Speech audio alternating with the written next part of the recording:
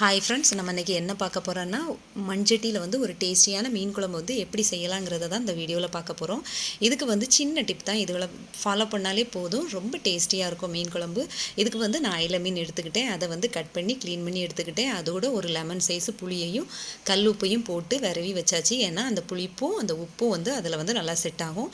இப்போ தவாவில் வந்து 2 ஸ்பூன் எண்ணெய் எடுத்துக்கோங்க, ஒரு 5 பல் பூண்டு, 10 மிளகு, சின்ன வெங்காயம் நிறைய எடுத்துக்கோங்க. எனக்கு க்ளீன் பண்ண டைம் இல்லைன்னொன்னே நான் பெரிய வெங்காயம் வந்து ஒரு வெங்காயம் ஆட் பண்ணிக்கிட்டேன். இந்த வெங்காயம் வந்து எண்ணெயில் வந்து நல்லா வணங்கணும், ப்ரௌனிஷ் கலரில் வரணும். அப்படின்னா தான் மீன் குழம்பு வந்து ரொம்ப டேஸ்டியாக இருக்கும்.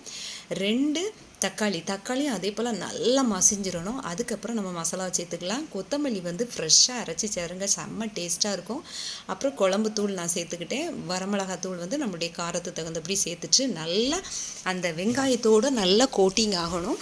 அதுக்கப்புறம் வந்து அரைமுறி தேங்காயில் ஒரு 1/4 அளவு தான் நான் வந்து சேர்த்தேன். அதையும் அதோடு நல்லா வணக்கிட்டு இப்போ ஆற வச்சு மிக்சியில் அரைச்சி நம்ம எடுத்துக்கணும். இப்போ மண்சட்டியை வச்சுட்டு அதில் வந்து கொஞ்சம் கடுகு, வெந்தயம், தாளிக்கிறதுக்கு வெங்காயம் சேர்த்துக்கணும், கருவேப்பிலையும் சேர்த்து எல்லாத்தையும் நல்லா இந்த எண்ணெயில் ஃப்ரை ஆனதுக்கப்புறம் நம்ம அரைச்சி வச்சுருந்தா அந்த மசாலாவை வந்து அப்படியே இந்த எண்ணெய்க்குள்ளே நம்ம ஊற்றி அதை வந்து நல்லா கிளறிட்டு அதுக்கப்புறம் அந்த ஜார்லேயும் வந்து நம்மளுக்கு இருக்கும், அதை வந்து ஒரு தண்ணியை வச்சு நல்லா வாஷ் பண்ணி அதுக்குள்ளே சேர்த்துடணும்.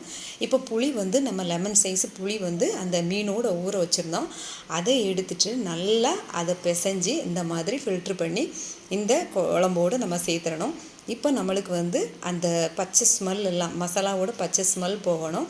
தேவையான அளவுக்கு உப்பு சேர்க்கணும். இப்போ சேர்த்ததுக்கப்புறம் அந்த மசாலா வந்து கொதித்து நல்லா வரும்போது இந்த மீனை வந்து ஒரு பீஸாக வந்து உள்ளே நம்ம சேர்த்துடணும்.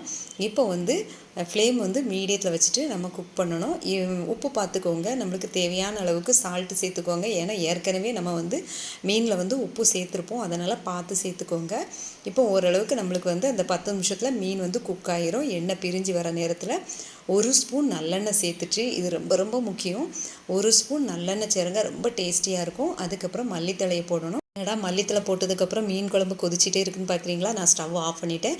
இது வந்து மண்சட்டி, அதனால் 1 நிமிஷம் அப்படி தான் இருக்கும். எனக்கு டேஸ்டியான மீன் குழம்பு வந்து ரெடி ஆகிட்டுது. இதை மாதிரியே நீங்கள் மீன் குழம்பு செஞ்சுட்டு எனக்கு கமெண்ட் பண்ணுங்கள். இந்த வீடியோ பிடிச்சிருந்தால் லைக் பண்ணுங்கள், சப்ஸ்கிரைப் பண்ணுங்கள், ஷேர் பண்ணுங்கள். தேங்க்யூ.